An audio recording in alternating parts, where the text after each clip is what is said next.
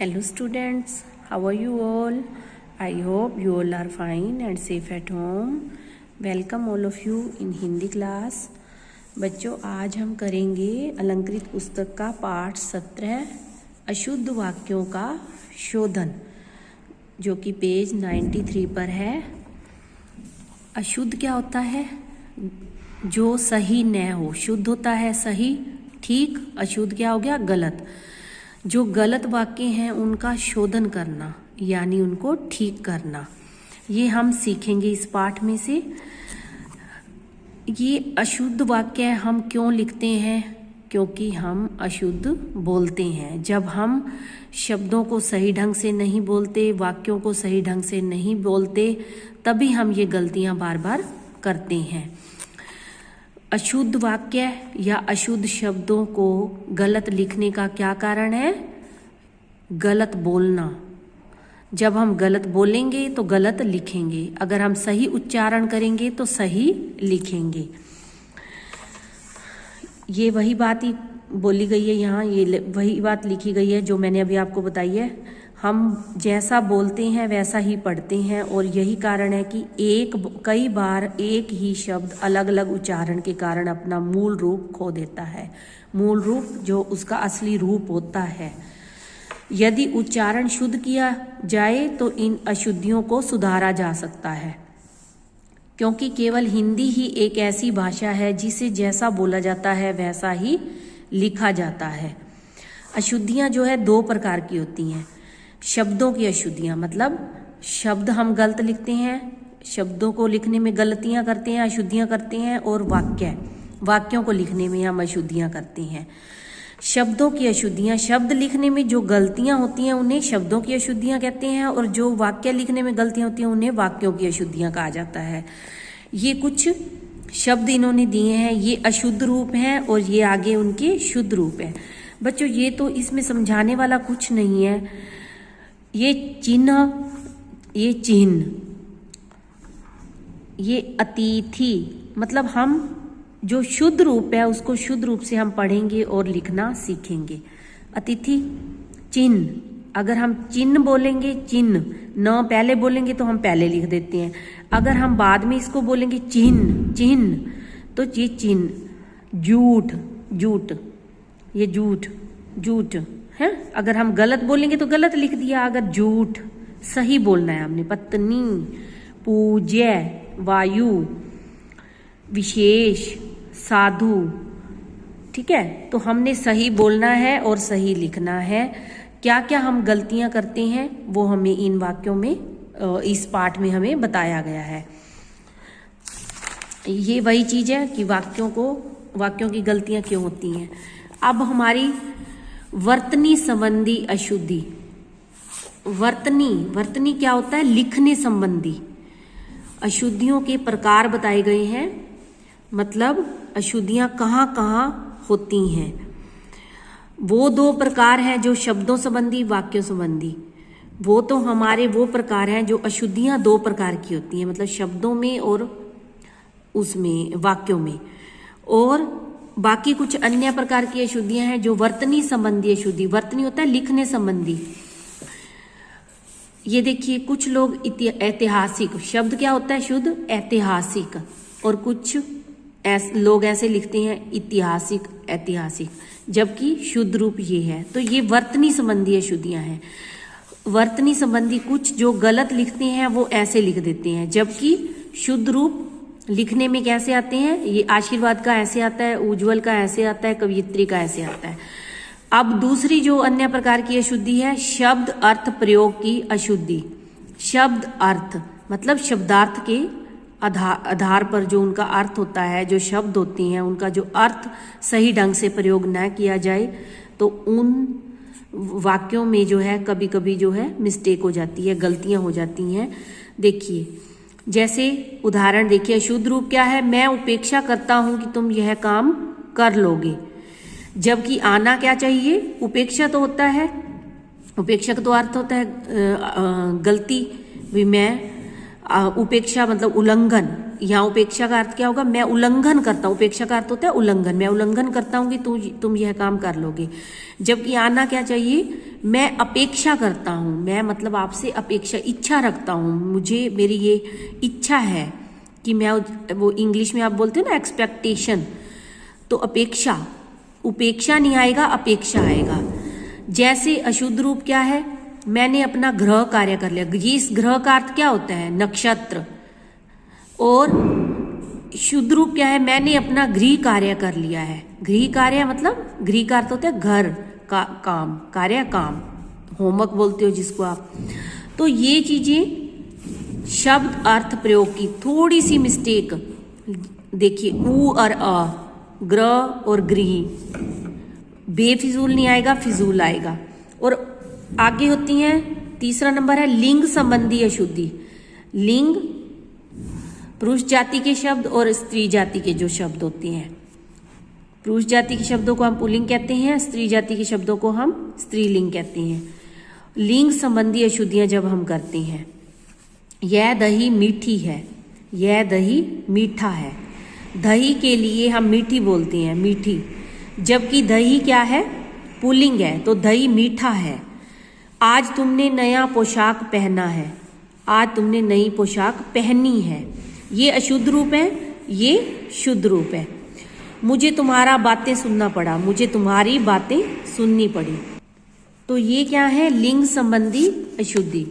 और वचन संबंधी अशुद्धि, एक वचन बहुवचन, जहां हमें ये पता नहीं होता कि कहाँ पे एक वचन में बात करनी है, कहाँ पे बहुवचन में बात करनी है, और हम वहां गलती कर देते हैं। देखिए अशुद्ध रूप क्या है, भारत में अनेकों राज्य हैं, अनेकों नहीं आएगा, अनेकों नहीं होता, एक का अनेक, वो अपने आप में अनेक, अपने आप में ही बहुवचन है, तो अनेकों तो बनाने की जरूरत ही नहीं है। प्रत्येक वृक्ष फल देते हैं, प्रत्येक आ गया, जब हर एक के लिए हमने प्रत्येक लगाया तो प्रत्येक वृक्ष फल देता है। इस समय 4 बजा है, नहीं 4 बजे हैं, मैं तो आपका दर्शन करने, मैं आपके दर्शन करने आया हूं। तो ये सारी हमारी जो है अशुद्धियां होती हैं। अब देखिए मौखिक तथा लिखित प्रश्न, अशुद्धियां कितने प्रकार की होती हैं, 2 प्रकार की, शब्दों की, वाक्यों की। मेन जो प्रकार हैं ये 2 होती हैं। आगे ये वाक्यों की अशुद्धियां होती हैं, लिंग संबंधी, वचन संबंधी, अन्य प्रकार की जो भी हैं, वर्तनी संबंधी, शब्दार्थ, ये वाक्यों की अशुद्धियां होती हैं। लेकिन अशुद्धियां कितने प्रकार की होती हैं, 2 प्रकार की, शब्दों की और वाक्यों की। अशुद्धियां होने के क्या कारण है, अशुद्ध उच्चारण मतलब गलत बोलना, तथा व्याकरण के सही ज्ञान का अभाव। जब हमें व्याकरण के बारे में सही जानकारी नहीं होती तब हम गलतियां करते हैं। प्रश्न 2 है, निम्नलिखित अशुद्ध वाक्यों को शुद्ध करके दोबारा लिखिए। पिताजी को गुस्सा आ रहा है, आ रही है, सॉरी, पिताजी को गुस्सा आ रहा है लिखना है। गरिमा ने 6 सेब खरीदा, खरीदा नहीं आएगा, खरीदे। गौरव ने यह कार खरीदी है, खरीदी, यह घर खरीदी है, खरीदी नहीं आएगा, खरीदा आएगा। गौरव ने यह घर खरीदा है। कृपया करके ध्यान दो, कृपया करके ध्यान दीजिए। हम बस से आगरा जाऊंगा नहीं, जाएंगे। क्या तुमने बाजार जाना है, क्या तुम्हें बाजार जाना है, तुमने नहीं तुम्हें। मैं नया पुस्तक लाया, नया नहीं आएगा, यहाँ आएगा नई। उसको पेट में दर्द हो रहा है, उसको नहीं आएगा, उसके पेट में दर्द हो रहा है, लिखना है आपने। अब है ये नीचे दिए गए शब्दों के शुद्ध रूप पर प्रसाद होता है, परिणाम सही शब्द होता है, परिश्रम ये वाला सही होता है, मिठाइयाँ ये सही होता है, प्रकृति ये सही है, आंगन ये सही है, सुषमा ये सही है। शुद्ध वाक्यों पर सही का चिन्ह लगाइए। मुझे केवल एक ही बार खेलना है, अब केवल लिखने की जरूरी नहीं है, मुझे एक ही बार खेलना है, तो ये गलत है। माताजी बाजार से लौट आई, ये सही है। खरगोश को काट कर गाजर खिला दो, ये गलत है। खरगोश को गाजर काट कर खिला दो। अमित और संगीता विद्यालय गई, गई नहीं आएगा, गए आएगा। अमित और संगीता विद्यालय गए आना था, ये गलत है। कविश साइकिल तेज चलाता है, कविश तेज साइकिल चलाता है, साइकिल तेज चलाता है, कभी साइकिल तेज चलाता है, ये ठीक है। व्यायाम करना बहुत ज़रूरी है, ये भी सही है। उसके बाद है दिए गए शब्दों के शुद्ध रूप। शुद्ध रूप इसमें क्या होगा?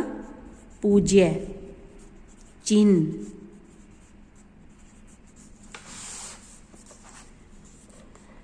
पत्नी,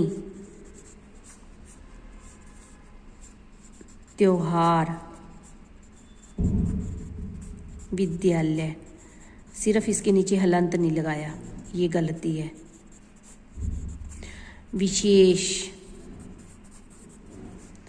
प्राण, पुरस्कार, वायु, परंतु। साथ ही साथ हम 119 पेज पर है हमारी कहानी मूर्ख मित्र। ये हम रिवाइज करते हैं।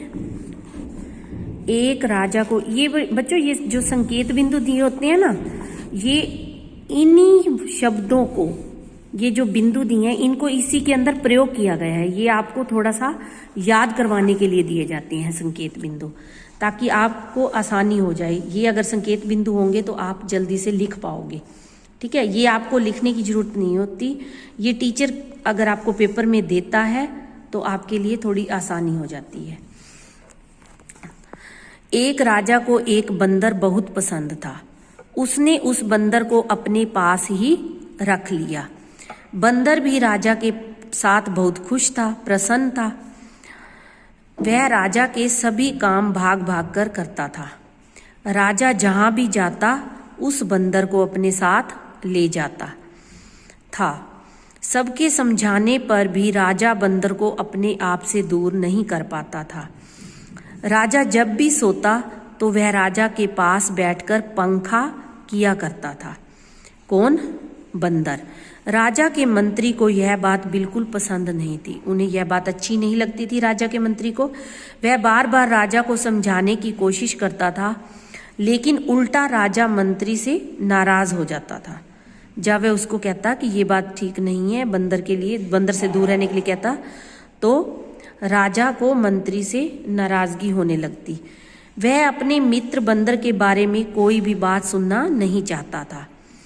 मंत्री ने पहरेदार से कहा हुआ था, पहरेदार जो राजा के दरबार पे पहरा देता है ना, कौन अंदर जा रहा है, आ रहा है, सारी मतलब पहरेदारी करता है, तो उसको मंत्री ने कहा कि जब भी राजा सो रहा हो तब तुम उन पर नजर रखा करो, क्योंकि मुझे बंदर पर लेश मात्र भी भरोसा नहीं है। लेश मात्र मतलब बिल्कुल भी, जरा सा भी भरोसा नहीं है, विश्वास नहीं है।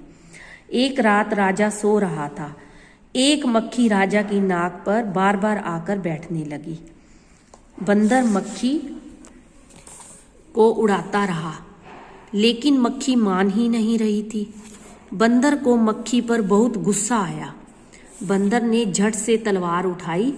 वह मक्खी को मारने ही वाला था कि पहरेदार ने देख लिया। वह दौड़कर आया और बंदर से तलवार छीन ली। राजा की नींद भी टूट गई। पहरेदार ने राजा को सारी बात बताई। सारी बात पता चलने पर राजा को समझ आया कि पशु तो आखिर पशु ही होता है। उसने बंदर को जंगल में छुड़वा दिया। तो इस कहानी से हमें क्या शिक्षा मिलती है कि मूर्ख मित्र हमेशा नुकसानदायक होता है। मूर्ख मित्र, शिक्षा जो है हर कहानी के अंत में लिखनी बहुत ज़रूरी होती है। मैं आपको पहले भी बहुत बार कह चुकी हूँ। ओके बच्चों, तो जो मूर्ख मित्र होता है वह हमेशा नुकसान ही पहुँचाता है, वो हमें कभी भी फ़ायदा नहीं दे सकता।